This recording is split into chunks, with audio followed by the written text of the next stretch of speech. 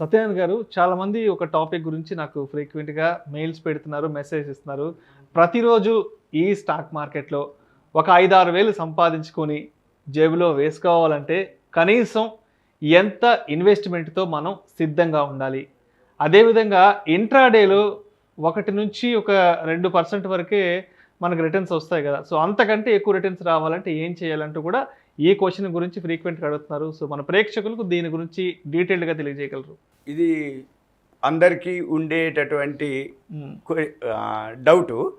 ఎందుకంటే ఒక software employee అనుకోండి, ఒక గెస్టెడ్ ఎంప్లాయీ అనుకోండి, పర్ మంత్ శాలరీ 1 lakh ఉంటుంది.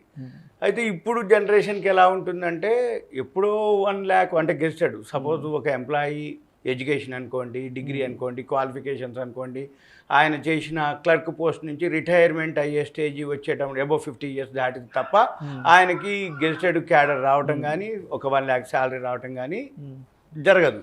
కానీ ఇప్పుడు ప్రజెంట్ జనరేషన్లో ఇప్పటికి ఎలా ఉంటుందంటే 1 monthలోనే ఒక 1 lakh రావాలి.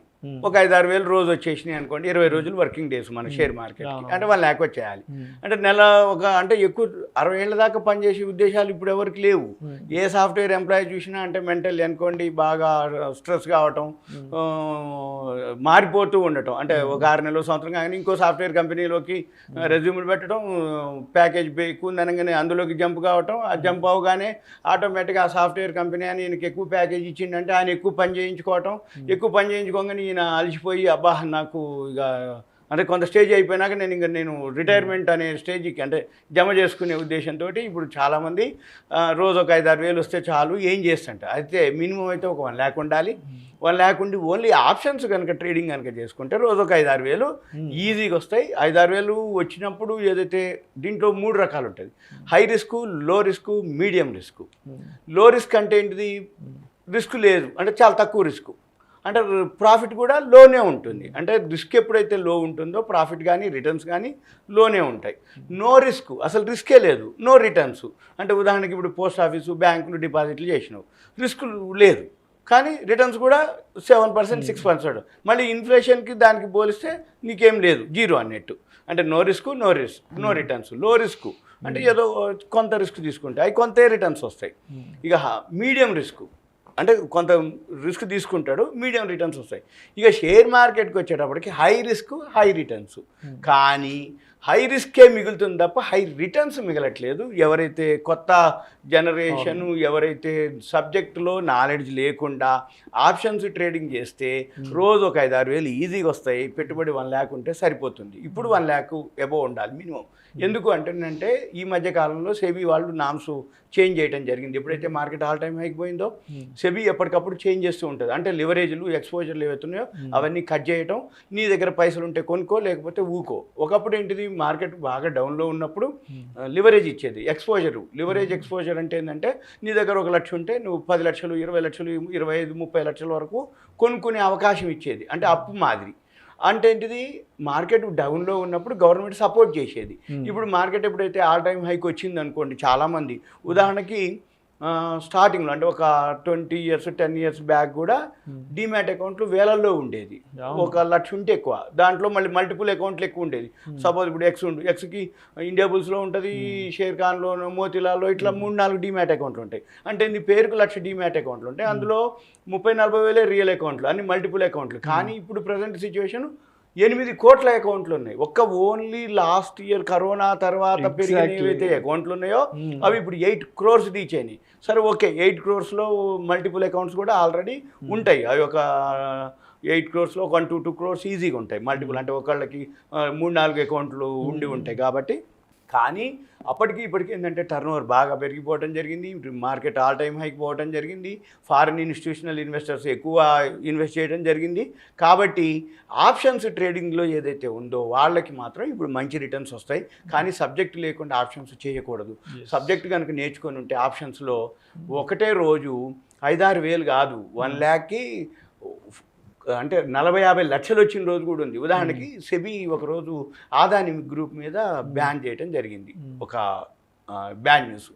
కరెక్ట్గా ఆ ఒక్కరోజే ఆదాని గ్రూప్ మొత్తం ఫాల్ అయిపోయింది, డౌన్ ఫాల్ అయిపోయింది. ఎప్పుడైతే ఆదాని గ్రూప్ మొత్తం డౌన్ ఫాల్ అయిపోయిందో అది 10,000ది 4,400 అట్లా పెరిగిపోయింది. అంటే ఆ పుట్ ఆప్షన్ ప్రీమియంలు ఎప్పుడైతే పుట్ ఆప్షన్ ప్రీమియంలు 10 రూపాయలది 100 రూపాయలు అయిందనుకో 10 times. అంటే మనం 1,00,000 రూపాయలు పెడితే 10 లక్షలు వచ్చేసినాయి ఒక్క రోజులోనే. అయితే మరి ఆదాని ఫాల్ అవుతుందని ఎవరు కనుక్కోర్రు, ఎవరు చూసుకోర్రు, అది పట్టుకోవటంలోనే ఉంది. ఎప్పుడైతే ఇప్పుడు మార్కెట్ ఆల్ టైమ్ హైక్ పోయిందో రిస్క్ తీసుకునే వాళ్ళు ఎవరైతే అయింది అనుకున్న వాళ్ళు పుట్లోకి ఎంటర్ కనుక అయితే ఏమాత్రం కొంచెం కరెక్షన్ వచ్చినా వాళ్ళకి హ్యూజ్ అమౌంట్ ఒక్కసారే వచ్చే అవకాశాలు ఉన్నాయి. ఉదాహరణకి చైనా బార్డర్లో గొడవ జరుగుతుంది, ఒక్కరోజే స్ట్రైట్గా విత్ ఇన్ మినిట్స్లో కిందికి వెళ్ళిపోయింది, స్ట్రైట్గా అంటే ఒక లైన్ కొట్టినట్టే కిందికి వెళ్ళిపోయింది. అంటే అప్పుడు ఏమవుతుంది, పుట్లు ఆప్షన్స్లో పుట్ ఆప్షన్స్ బాగా పెరగటం. ఎగ్జాంపుల్ లాస్ట్ ఈ మధ్య కాలంలో టాటా గ్రూప్ ఉంది, ఒక్కరోజే ఆ ఎయిర్ ఇండియా 18,000 కోట్లు కొన్నాము అనగానే నెక్స్ట్ డే మొత్తం టాటా గ్రూప్ మొత్తం అన్ని స్క్రిప్టులు పెరిగిపోయినాయి. అంటే కాల్ ఆప్షన్స్ ఎవరైతే కొనుక్కొని ఉన్నారో Tata group any Tata Motors అనుకోండి, టాటా స్టీల్ అనుకోండి, టాటా బిఎస్ఎల్, ఇట్లా ఏవైతే టాటా గ్రూప్లో ఏవైతే కంపెనీలు ఉన్నాయో అవి ఏవైతే ఆప్షన్స్లో ఉన్నాయో ఫ్యూచర్స్ అండ్ ఆప్షన్స్లో అవి కొనుక్కున్న వాళ్ళకి అన్లిమిటెడ్, అంటే ఒకటేసారి మన అమౌంట్కి 5 times 4 times వచ్చింది. ఇంకా ఎగ్జాంపుల్ జీ వచ్చింది ఈ మధ్యకాలంలో, ఒకటే రోజు జీ వాళ్ళు మేనేజ్మెంట్ మారుస్తున్నామన్నారు, వెంబటే ఆ జున్జున్ వాళ్ళ 50 లక్షల షేర్లని ఒక ప్రైస్కి 218 రూపాయలు 220 రూపాయలకి 50 లక్షల షేర్లు కొన్నాడు. ఇంకో మ్యూచువల్ ఫండ్ వాళ్ళు 50 లక్షలు కొన్నారు.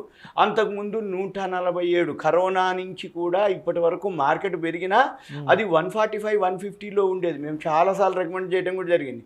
వాల్యూ ఉంది కానీ జీ పెరగట్లేదు. జీ ఛానల్ ఉంది, దానికి ఉన్నటువంటి అంటే ఆ రెప్యుటేషన్, గుడ్ విల్, దానికి ఉన్న అడ్వర్టైజ్మెంట్లు, దానికి ఉన్న సేల్స్, ప్రాఫిట్ అన్ని విధాలు ఉంటుంది, కానీ షేర్ ప్రైస్లో మూమెంట్ ఉండదు. అక్కడ ఏం జరిగింది అంటే మేనేజ్మెంట్ లోపం కింద ఆ షేర్ ప్రైస్ మూమెంట్ రాలేదు. ఎప్పుడైతే బోర్డ్ ఆఫ్ డైరెక్టర్స్ ఏజిఎంలో ఒక అనౌన్స్మెంట్ చేశారు, జీని మేము మేనేజ్మెంట్ ఏదైతే ఉందో మారుస్తున్నాము అని, వెమ్మటే జున్జున్ వాళ్ళ ఎంటర్ అవ్వటం, అది ఒక్కరోజే 30% 40% పెరగటం జరిగింది. అంటే ఆ రోజు ఎవరైతే కాల్ కొనుక్కొని ఉందో ఆటోమేటిక్గా 4-5 times కంటే ఎక్కువ పెరిగింది. అంటే లక్ష పెడితే ఒక రోజులోనే 4-5 లక్షలు వచ్చేసినాయి.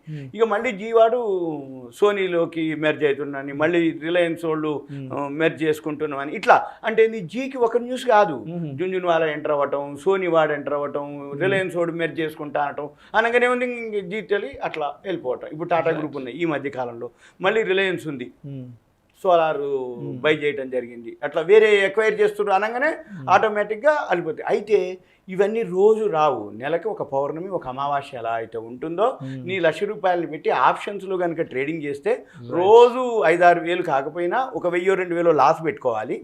మిగిలిన ఇప్పుడు థర్స్డే ఉంది, థర్స్డే రోజు ఏం జరుగుద్ది అంటే వీక్లీ క్లోజింగ్ ఉంటుంది.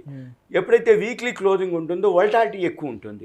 ఆ వోల్టాలిటీ ఎక్కువ ఉన్న రోజు నువ్వు కనుక డయాగ్నైజ్ చేసి పట్టుకోగలిగితే 5-6 వేలు కాదు ఇంకెక్కువ కూడా వచ్చే అవకాశాలు ఉన్నాయి. ఓన్లీ ఆప్షన్స్లోనే జరుగుద్ది. ఎందుకంటే పెట్టుబడి తక్కువ, హోంవర్క్ ఎక్కువ, అబ్జర్వేషన్ ఎక్కువ, నువ్వు పట్టుకోగలిగితే వస్తుంది. అది ఒకటి. ఇక నెంబర్ 2 ఇవే ఆప్షన్స్ మంత్లీ ఆప్షన్స్ ఉంటాయి. మంత్లో లాస్ట్ థర్స్డే ఉంటుంది, ఆ రోజు కూడా బాగా వల్టాలిటీ ఉంటుంది. అంటే 1 month అంతా ఒకరోజు ఒక ఎత్తు అయితే ఆ ఒక్క రోజులోనే నీకు 1 lakh వస్తాయి, 2-3 times కూడా వస్తాయి. వీక్లీ ఆప్షన్స్ ఉన్నాయి, మంత్లీ ఆప్షన్స్. హోంవర్క్ చేసి ఆ వీక్లీలోనే అంటే బాగా చేయగలిగితే 5 రోజులు ఉంటాయి. 20 వర్కింగ్ డేస్లో 4 గురువారాలు వీక్లీవి, 1 గురువారము మంత్లీది. ఈ 5 గురువారాలు కనుక అబ్జర్వ్ చేసి అంటే మిగిలిన రోజులన్నీ 15 రోజులు హోంవర్క్ చేసి ఆ 5 రోజులు కనుక చేస్తే నీ లక్ష కాదు ఇంకెక్కువ కూడా వచ్చే అవకాశాలు ఉన్నాయి. ఓన్లీ ఇది ఆప్షన్స్లోనే. ఆప్షన్స్లో ఎంత ఈజీ కాదు రావటం, ఎందుకంటే పెరుగుతూ అందరూ కూడా ఎక్కువ శాతం ఏం జరుగుద్ది అంటే బాగా పెరిగినాక కొంటారు. ఇప్పుడు రియల్ ఎస్టేట్ ఉంది, రియల్ ఎస్టేట్ తగ్గిపోయింది వద్దులే అబ్బా ఇంకా నాకు అంత ఇంట్రెస్ట్ లేదు అంటాడు. బాగా పెరిగింది అనగానే ఇక అది అవుట్స్కట్స్ అయినా లేదు, 50 కిలోమీటర్ల భువనగిరి యాదగిరి గుట్ట అన్నా కానీ కొంటారు.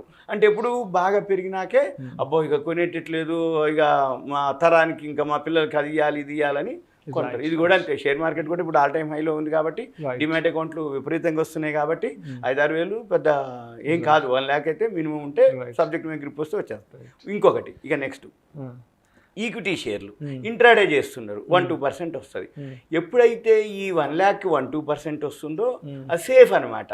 అంటే ఏంది, జనరల్గా బ్యాంకులో పోస్ట్ ఆఫీస్లో వేస్తే మంత్లీ ఇయర్లీ వచ్చేది 7-8%, 6-7%. పోస్ట్ ఆఫీస్ అనుకోండి, బ్యాంకులు అనుకోండి, ప్రావిడెంట్ ఫండ్ అనుకోండి, గవర్నమెంట్ ఎంప్లాయీస్కి వీళ్ళందరికీ 6-7%, 8% కంటే ఎక్కువ రావు. సరే మనం ఓన్ బిజినెస్ చేసినాం అప్పుడు ఓకే, అంటే కొంచెం 3-4 రూపీస్ 5 రూపీస్ ఇంట్రెస్ట్ వర్కౌట్ అయింది. అదే ఎవరికైనా ఇంట్రెస్ట్కి ఇచ్చినావు 2 రూపీస్ ఇంట్రెస్ట్ ఇస్తాడు ఒకవేళ జెన్యూన్ అయితే. అది కూడా ఎన్ని ఏళ్ళు ఇస్తాడు, ఎక్కువ రోజులు ఇయ్యడు. ఎక్కువ ఇంట్రెస్ట్ ఇచ్చిందంటే వాడు ఎగ్గొట్టే అవకాశాలు ఎక్కువ ఉంటాయి.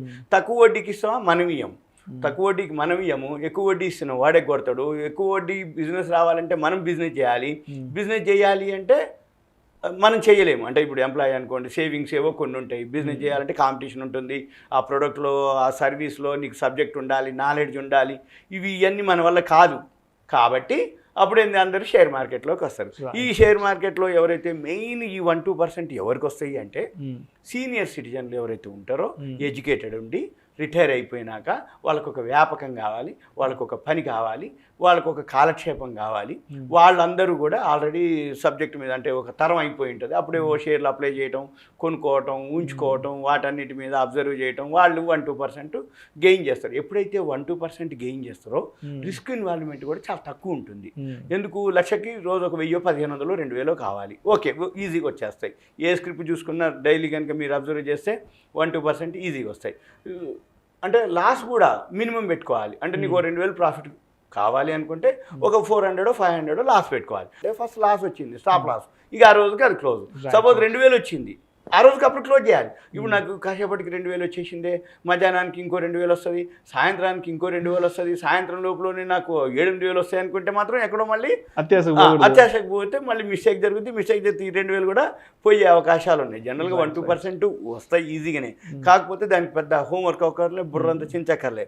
ఏది ఆ సెన్సెక్స్ 30 షేర్లోనో, నిఫ్టీ 50 షేర్లో, లేకపోతే ఈ ఆటో సెక్టారో, లేకపోతే ఫార్మా సెక్టారో, ఐటీ సెక్టారో, లేకపోతే ఎఫ్ఎంసీజీ సెక్టారో, ఏదో ఒక 4-5 సెక్టార్లు సెలెక్ట్ చేసుకొని, ఇన్సూరెన్స్ సెక్టారో, ఓకే అది పెరుగుతుంది కొనుక్కోవటం.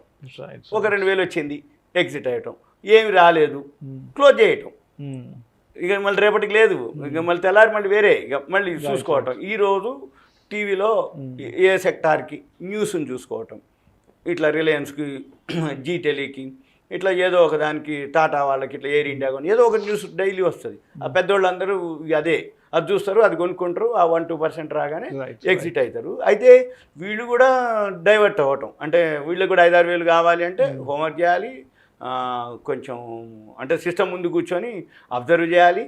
సబ్జెక్ట్ మీద నాలెడ్జ్ గెయిన్ చేసినాకైతే ఈజీ వస్తాయి. చాలామంది అడుగుతున్నారు, నాకు నెలకి 10,000 రూపాయలు శాలరీ, సో నేను మళ్ళీ ఇంకొక 10,000 రూపాయలు స్టాక్ మార్కెట్లో సంపాదించుకోవాలంటే ఏం చేయాలి? సో ఈ క్వశ్చన్ కూడా చాలా మంది అడుగుతున్నారు. అవును, ఇది జనరల్గా అందరికీ అవసరమయ్యే క్వశ్చన్. రెండోది, ఈ 10,000 వాళ్ళందరికీ లోపల ఉంటుంది, నా దగ్గర బాగా పైసలు ఉంటే నేను అట్లా చేసేవాడిని, ఇట్లా చేసేవాడిని అనుకుంటారు.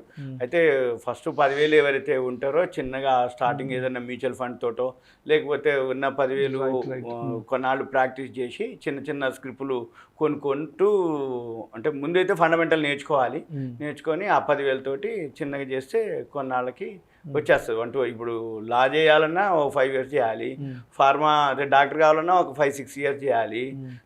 ఏది అయినా అంటే ఏ ఫీల్డ్లో అయినా కానీ, అంటే ఒక ప్రొఫెషనల్గా తయారు కావాలి అని అంటే, ప్రొఫెషనల్ డ్రైవర్ కావాలన్నా, ఇప్పుడు పుల్లారెడ్డి గారి స్వీట్ సెంటర్ ఉంది, ఆయన ఆ స్టేజీకి వచ్చిండు అంటే ఎన్నేళ్ళు ఆయన వెనక శ్రమ ఉంటే, కష్టం ఉంటే అంటారు. నేను కూడా స్వీట్ సెంటర్ పెడతా, పుల్లారెడ్డి గారి స్వీట్ సెంటర్ పక్కన నేను కూడా ఒకటి మడిగ తీసుకొని పెడతా అంటే మనకి రాదు. ఎందుకంటే మనకి క్వాలిటీ మెయింటైన్ చేయగలగాలి. అలానే 10,000 తోటి వస్తాయి 10,000, కానీ ఎప్పుడు వస్తాయి అంటే సబ్జెక్ట్ మీద నాలెడ్జ్ గెయిన్ చేసి మనం ఫండమెంటల్గా స్ట్రాంగ్ ఉన్నాయా లేవా, ముందైతే హోంవర్క్ చేయాల్సిందే, నాలెడ్జ్ గెయిన్ చేయాల్సిందే. అప్పుడు 10,000కి ఎడిషనల్గా వస్తుంది. కావాలనుకుంటే ముందు ఏం చేయాలంటే సింపుల్గా మ్యూచువల్ ఫండ్స్లోనో, లేకపోతే ఎవరైనా సీనియర్లు కానీ, ఎవరైతే ఫైనాన్షియల్ అడ్వైజర్స్ని కానీ కలిసి ముందు ట్రైనింగ్ తీసుకోవటం. ట్రైనింగ్ తీసుకున్నాక ఫండమెంటల్గా, టెక్నికల్స్గా ఇప్పుడు చాలా సాఫ్ట్వేర్లు వచ్చేసినాయి. ఇప్పుడు చాలా ఈజీ అయిపోయింది. సాఫ్ట్వేర్లు వచ్చినాయి, ఆల్గోలు, సెమీ ఆల్గోలు, సిస్టమే బై సెల్ చేస్తుంది. ఇప్పుడు చాలామంది సాఫ్ట్వేర్ ఎంప్లాయీస్కి ఆ సాఫ్ట్వేర్ లింక్ ఇస్తే సిస్టమే 10,000 రూపాయలతోటే రోజు 500 1000 కూడా ఇచ్చేస్తుంది. అదే అంటే ఏంది, స్టాప్ లాస్లు మనమే ఫీడ్ చేయొచ్చు, టార్గెట్ ప్రైస్లు కూడా మనమే ఒక 1% 2% మనమే సెట్ చేయొచ్చు. చేస్తే సిస్టమే బై చేస్తుంది, సిస్టమే సెల్ చేస్తుంది. ఎండ్ ఆఫ్ ద డే వచ్చేటప్పటికి ఓన్లీ అమౌంట్ రూపంలోనే ఉంచుద్ది. అంటే ఇప్పుడు ఇవాళ ఉదయం 10,000 ఉన్నాయి, ఒక 300 లాభం వచ్చింది, క్లోజ్ చేసింది. సాయంత్రాన్ని మన అకౌంట్లో 10,300, ఒక 20-30 రూపాయలు బ్రోకరేజ్ పోతే 10,250 270 చూపిస్తుంది.